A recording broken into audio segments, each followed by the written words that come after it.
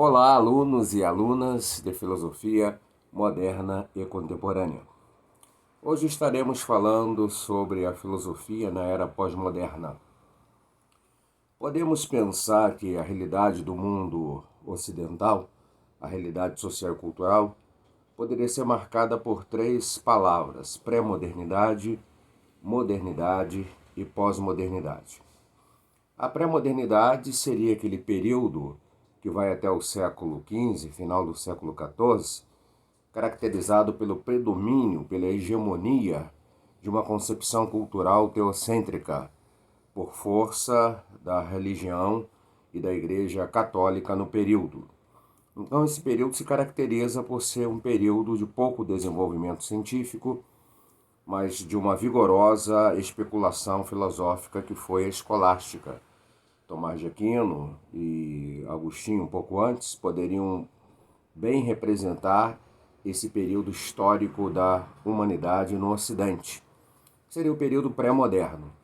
No período moderno, nós temos o surgimento de uma ação de racionalidade apontando para uma culminância de processo científico na abordagem do mundo real, na abordagem da vida social.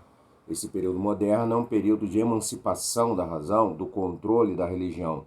A razão passa a ter uma perspectiva de si mesmo e do seu potencial de autonomia. O ser humano imagina que nesse momento, nesse instante, ele deve estar com plena autonomia para o uso da sua competência e capacidade racional na compreensão e elaboração do conhecimento e também para o uso desse conhecimento na interpretação da realidade política, religiosa, cultural em geral que eles estão inseridos, que esse ser humano está inserido. Esse período é um período que cobre do século XV até o século XX, com vários acontecimentos, onde essa racionalidade, que nós poderíamos definir mais classicamente como iluminista, porque o iluminismo representaria o ápice desse desenvolvimento no mundo da filosofia, e depois também, é claro, um pouco mais adiante, vão aparecer figuras importantes como Freud, como o Marx, que nós vimos na última aula, o Kant, que nós já estudamos alguns pontos, que são autores que vão corroborar no sentido de estabelecer a hegemonia agora dessa razão laica, dessa razão que não se submete ao controle da religião, ao controle de uma igreja, de uma comunidade de fé. E a pós-modernidade seria o período mais recente, caracterizado pelo exercício crítico em relação tanto a essa herança pré-moderna com a sua tentativa de explicar todas as coisas a partir de um ideal de revelação sob o controle da produção de conhecimento feito pela Igreja, mas também essa pós-modernidade se levanta como um esforço crítico e antagônico, em certo sentido, à pretensão da modernidade de criar uma unidade de pensamento a partir da ciência e explicar todas as coisas. Então, a pós-modernidade vai, de alguma maneira, pulverizar esse projeto racionalista clássico da modernidade. Então, esses três períodos são importantes como chaves interpretativas do mundo cultural do Ocidente. De um lado, então, essa existência pré-moderna que antecede a modernidade, cujo elemento definidor é a presença da religião.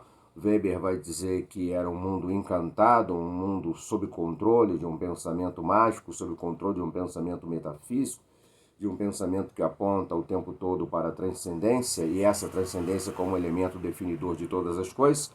E surge um momento em que nós entramos na era moderna e há toda uma dinâmica de secularização do pensamento. O pensamento sai do controle da religião, sai do controle dessas amarras metafísicas e passa a ser um pensamento com natureza e índole científica, no sentido de que a observação criteriosa, através do exercício puro da razão e através da experiência que se faz com os objetos da realidade, se pode concluir efetivamente o que a realidade é, e não por um elemento de revelação ou por influência do sentimento de fé e o sentimento de religiosidade.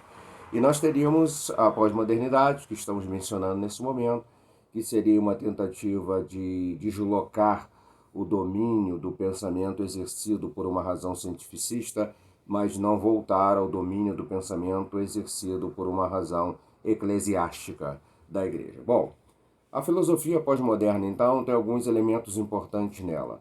Diríamos, para iniciar essa viagem, para iniciar essas articulações, ela é uma filosofia voltada para a pluralidade de caminhos e validação da pluralidade de culturas.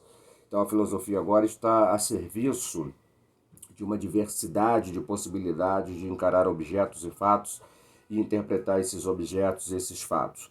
O pluralismo é o elemento que vai desenvolver essa postura filosófica ou criar as condições para o desenvolvimento dessa cultura filosófica. A diversidade de opiniões no mundo contemporâneo, a diversidade de posicionamentos, essa diversidade cada vez mais assumida, as minorias e as particularidades assumindo o seu direito de ter voz, de participar dos debates, definir a sua identidade, vai ser de alguma maneira um dos motivadores dessa filosofia pós-moderna. Ela se motiva pela validação dessa diversidade.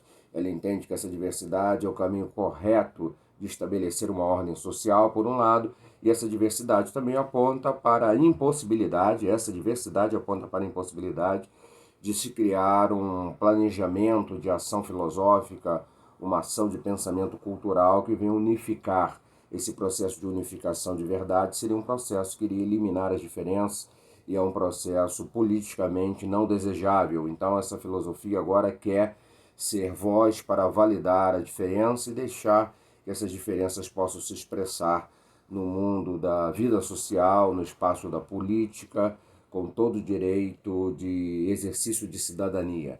É uma filosofia voltada, portanto, para o pluralismo. Seria um tema bastante recorrente e imprescindível para esse cenário de pensamento de filosofia na era pós-moderna, desse final do século XX para cá, adentrando nesse mundo do século XXI. Um segundo elemento a ser citado aqui é que o termo aponta para o fim do projeto moderno, a ideia da razão iluminista como emancipadora da humanidade. Os iluministas pensaram que, a partir do seu projeto de ação racional, eles iriam iluminar, daí o nome iluminismo, estavam trazendo a luz da razão para um período pós-medieval, do qual eles eram críticos, esse mundo da Idade Média, por algumas razões, e agora haveria um progresso contínuo para que o mundo ficasse inteiramente iluminado por essa razão de cunho cientificista, marcada pela abordagem empírica da realidade e por essa crença no poder soberano e absoluto da razão para compreender todas as coisas e controlar todas as coisas e colocar tudo a serviço de uma certa ordem e de um certo progresso.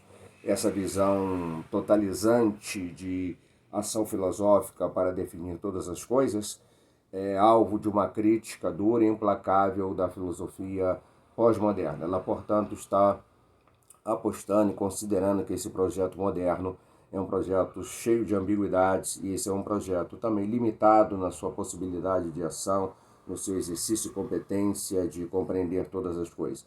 E em nome justamente dessa arrogância, ou na observação dessa arrogância do projeto iluminista, que a filosofia pós-moderna se posiciona para fazer a sua crítica, dizendo que esse processo iria desaguar necessariamente em esquemas novos de domínio, de ação totalitária sobre o pensamento, de ação que não seria viabilizadora da liberdade mais plena de expressão em outros limites de capacidade de pensamento e de exercício racional. Então, esses dois elementos iniciais, em seguida, consideraremos alguns outros.